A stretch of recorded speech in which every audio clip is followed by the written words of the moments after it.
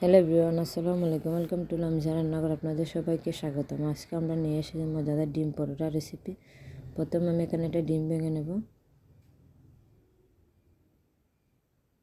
তারপর দিয়ে দিব পরিমাণ মতো পেঁয়াজ কুচি, কাঁচামরিচ কুচি, ধনিয়া পাতা কুচি,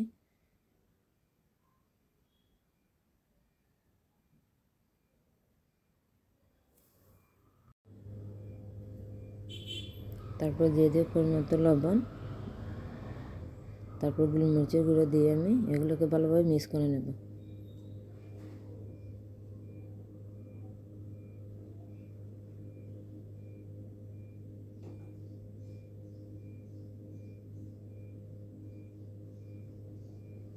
এরপর যে আমি একটা সালাদ তৈরি করে নেব।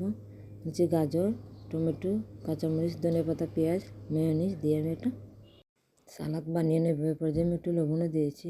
তারপর আমি চুলায় একটা প্যান বসিয়ে আমি এখানে নিয়েছি আমার হোমমেড পরোটা, এগুলো কিন্তু কিনতে পাওয়া যায়।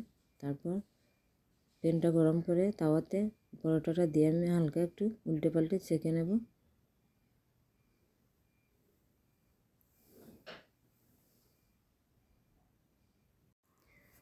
এরপর যে আমি পরিমাণ মতো একটু তেল দিয়ে আমি পরোটাটা ভেজে নেব।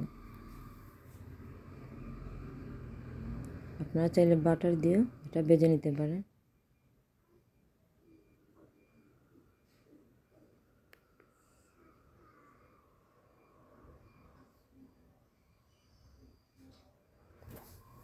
এবার 2 থেকে 3 মিনিট আমি পরোটাকে উল্টে পাল্টে ভেজে নেব।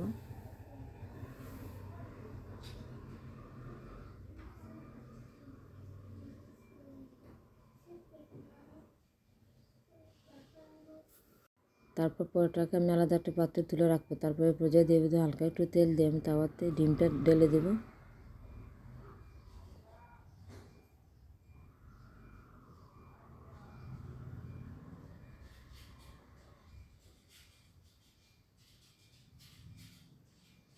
এবার 2 মিনিট ডিমটা রান্না করার পর আমি পরোটাটা দিয়ে দেবো ডিমের মধ্যে।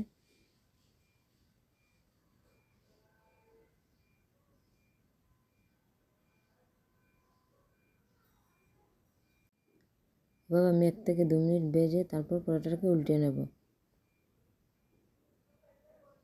দেখুন কত সুন্দরভাবে পরোটা উল্টে গেছে।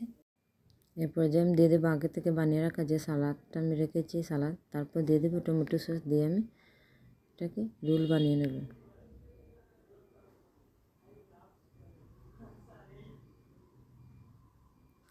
এরপর যে আপনারা চাইলে টমেটো সস দিয়ে কিন্তু এটাকে সার্ভ করতে পারেন। সালাদ ছাড়াও কিন্তু ভালো লাগে। এরপর যে আমি সালাদটা দিয়েছি, চাইলে আপনারা মেয়োনিজ ইউজ করতে পারেন। তবে আমি ফোল্ড করার পর দিয়ে দেব টমেটো সস। তারপর উপরটা আমি টমেটো সস দিয়ে ভালোভাবে সাজিয়ে নেব। তো তৈরি হয়ে গেল আমাদের মজাদার ডিম পরোটা রেসিপি। ভালো লাগলে অবশ্যই ট্রাই করবেন, কেমন হয়েছে জানাবেন। ভালো লাগলে লাইক, কমেন্ট, ফলো দেবেন। ধন্যবাদ।